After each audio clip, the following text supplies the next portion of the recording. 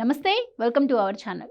తిరుమల వైకుంఠ దర్శన టిక్కెట్ల జారీ సందర్భంగా తిరుపతిలో అపశృతి చోటు చేసుకుంది. దీనికి కారణం ఏంటనే విషయం పరిశీలిస్తే పలు విషయాలు వెల్లడవుతున్నాయి. తిరుపతిలో గురువారం ఉదయం 5 గంటల నుంచి 9 ప్రదేశాల్లో 94 కౌంటర్ల ద్వారా టిక్కెట్లు ఇస్తారని ముందుగా టీటీడీ ప్రకటించింది.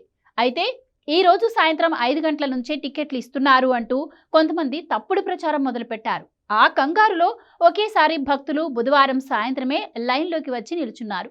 అదే సమయంలో కొంతమంది అక్కడి సిబ్బందితో పోలీసులతో కావాలని గొడవ పెట్టుకుని ఒకరిపై ఒకరు తోపులాట మొదలుపెట్టారు. దాంతో ఒక్కసారిగా లైన్లో భక్తుల మధ్య తోపులాట ప్రారంభమైంది. క్యూ లైన్లో ఉన్న ఒక మహిళ అస్వస్థతకు గురి కావడంతో ఆ మహిళను బయటకు తీసుకుని రావడానికి పోలీసులు గేట్ ఓపెన్ చేశారు. ఇదే సమయంలో పద్మావతి పార్కులో వేచి ఉన్న భక్తులు క్యూ లైన్లోకి రావాలని కొంతమంది పెద్దగా అరుస్తూ చెప్పారు. ఆ కేకలు విని ఒకేసారి భక్తులు శ్రీనివాసం, బైరాగిపట్టణ, సత్యనారాయణపురం టికెట్ కేంద్రాల వద్దకు వచ్చేశారు. దీంతో ఒకేసారి 3 ప్రాంతాల్లో తొక్కిసలాట చోటు చేసుకుంది. తొక్కిసలాటలో అనేక మంది అస్వస్థతకు గురై కొంతమంది చనిపోయారు. గాయపడిన వారిని రుయా ఆసుపత్రికి తరలించారు. అయితే ఇందులో అనేక కుట్ర కోణాలు బయటపడుతున్నాయి. ఒక ప్లాన్ ప్రకారం చేసినట్టు పోలీసులు, విజిలెన్స్ అనుమానిస్తోంది. రేపు టికెట్ ఇస్తుంటే ఈ రోజే టికెట్లు ఇస్తున్నారని ప్రచారం చేసింది ఎవరు? ఒక బులుగు మీడియాలో ఈ ప్రచారం ఎందుకొచ్చింది?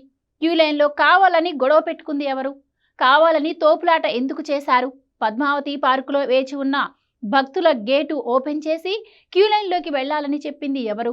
ఇవన్నీ పోలీసులు, విజిలెన్స్ వివిధ సీసీటీవీ ఫుటేజ్లు పరిశీలిస్తున్నారు. దీంట్లో ఉన్న కుట్రకోణాన్ని వెలికితీసే పనిలో పోలీసులున్నారు. ఈ మొత్తం దుర్ఘటనకు స్థానికంగా ఉన్న 15 మంది యువకులు కారణంగా పోలీసులు చెబుతున్నారు. పార్కులో ఉన్న వారిని క్యూ లైన్లోకి తెచ్చేందుకు అరిచి కేకలు వేసింది.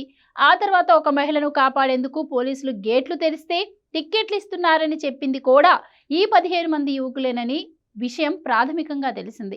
భక్తులు ఒక్కసారిగా తోసుకురావడంతో వారిని ఒక పద్ధతి ప్రకారం మరింత ముందుకు తోసి మహిళలపై పడేలా చేసింది కూడా ఈ యువకులే అనే విషయం పోలీసులకు స్పష్టంగా తెలిసింది.